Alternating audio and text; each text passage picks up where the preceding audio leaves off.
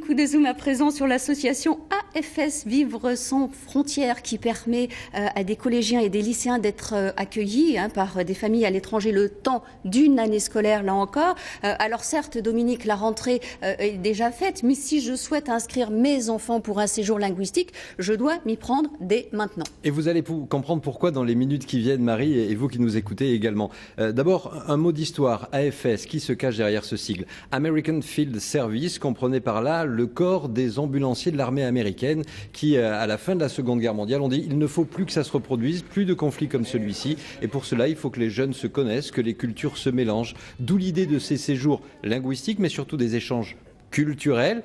Il y en a des jeunes Français qui vont à l'autre bout de la planète pendant plusieurs mois. C'est le cas de Solène que vous allez découvrir dans un instant. Elle était en Nouvelle-Zélande. Mais il y a aussi des jeunes Européens, Marie, qui viennent chez nous. Exactement. Il y a quelques jours, un lycée de Bordeaux a accueilli une toute jeune Espagnole. Premier contact et toutes premières impressions avec Élise Galland.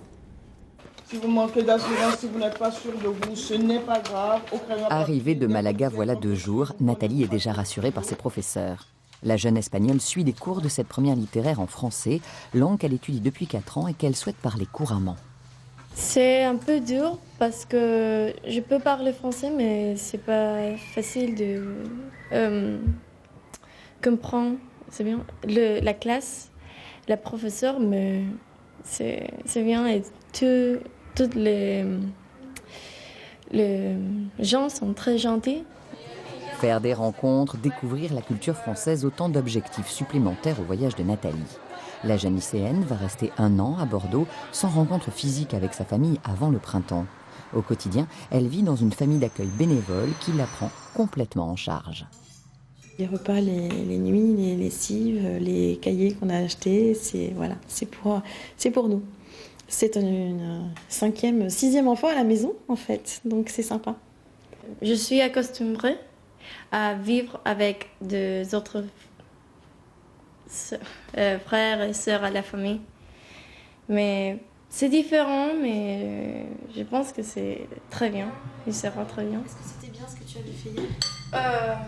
Elle n'a pas corrigé. Ouais, elle n'a pas corrigé. On trouve qu'effectivement, c'est apporter à nos enfants une ouverture qui correspond à l'éducation qu'on veut leur donner. C'est-à-dire ouverture sur le monde, sur les autres et sur d'autres langages, d'autres cultures. Le séjour de Nathalie a été organisé par une association, l'AFS, qui depuis 50 ans met en contact lycéens, étrangers et familles d'accueil. Les volontaires sont toujours les bienvenus. Pour cette rentrée scolaire, pas moins de 400 jeunes venus des 5 continents suivent leurs études en France avec cette formule. Merci Nathalie.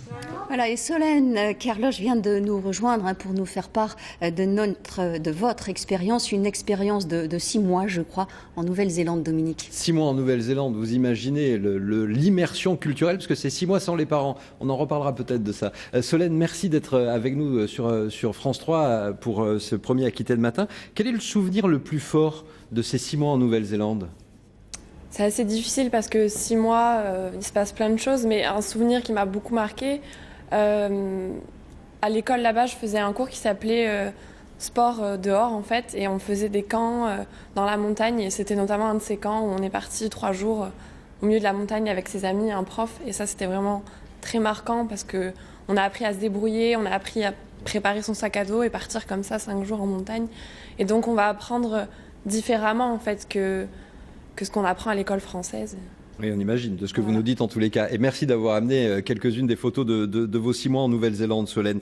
On a eu des questions des téléspectateurs d'Aquitaine Matin, des auditeurs de France Bleu en Aquitaine, et notamment Pierre qui est de Bergerac. On a vu cette jeune Espagnole, Solène, dans une famille. Ça coûte cher d'accueillir un étudiant comme cela pour une famille ? Alors, on va parler d'un coût qui existe parce que la famille d'accueil va devoir gérer la vie domestique donc, du jeune qu'elle accueille. Donc, les familles peuvent accueillir des jeunes d'une période de 2 mois à 1 an. Donc c'est la vie domestique qui doit être prise en compte, la nourriture. Mais moi je dis toujours, on fait du riz, et bien on en fait un petit peu plus pour le jeune qu'on accueille. L'association AFS prend en charge toutes les assurances du jeune. Donc tout ce qui est frais médicaux sont pris en charge. La responsabilité civile. Et le jeune va avoir de l'argent de poche envoyé par sa famille. Donc le jeune va quand même se gérer ses sorties et ses vêtements par exemple. Nous le disions avec Marie, Solène, dans le sommaire d'Aquitaine Matin, c'est maintenant qu'il faut préparer un départ en septembre l'année prochaine. Et ça aussi, c'est une question que nous a posée Nathalie de Laurent Sainte-Marie. Quel est le bon moment pour se préparer et quel est le meilleur âge pour partir ? Alors, je vais commencer par répondre. Le meilleur âge, pour moi, c'est vraiment partir après sa seconde ou sa première, donc à 15, 16 ans, 17 ans, parce que c'est partir 1 an à l'étranger, faire une coupure dans son lycée. On parle même, nous, du lycée, du bac en 4 ans. Et en fait, notre association, ce qui est important pour nous, c'est la préparation du jeune. Donc, avant de partir, il y a 3 week-ends où le jeune va être préparé avec des activités, parce que c'est 1 an à l'étranger, dans une famille d'accueil. C'est important d'être bien préparé, je pense, à partir à l'autre bout du monde tout seul. Et voilà pourquoi il faut s'y prendre dès maintenant, Marie, même si le départ aura effectivement lieu en septembre l'année prochaine. Merci beaucoup, Solène, et merci à vous, Dominique. À suivre tout de suite, l'emploi.